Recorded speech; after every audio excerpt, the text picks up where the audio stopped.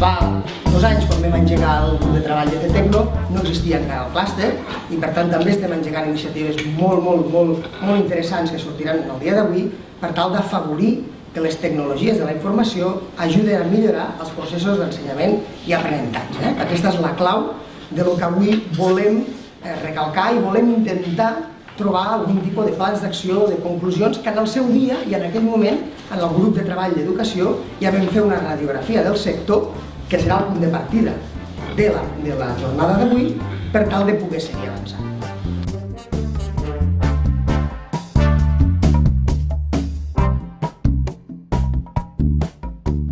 Hem d'avançar cap a aquesta maduresa de centre escolar tecnològicament madur, amb el marc de l'autonomia pedagògica que també estableix la Llei d'Educació de Catalunya. És a dir, no hi ha un únic format de centre tecnològicament madur, però sí que hem d'afavorir, hem de fer conscients en els centres que han d'anar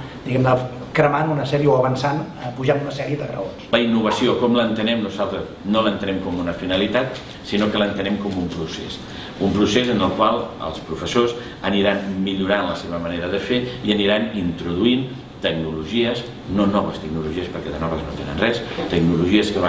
ens van sortint i sobretot que han de permetre que la seva tasca de formar persones, formar alumnes,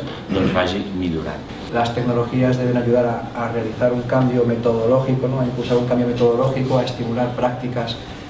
innovadoras en el aula que fomenten el desarrollo de competencias, que fomenten la participación activa de los alumnos, el cambio de rol del profesor, por supuesto el desarrollo de la competencia digital. Este tipo de propósitos y de mensajes está aceptado a nivel mundial en todos los actores y en todas las organizaciones participantes. Y la buena noticia para Cataluña es que se considera claramente la experiencia aquí realizada en todos estos años se considera un referente a nivel mundial.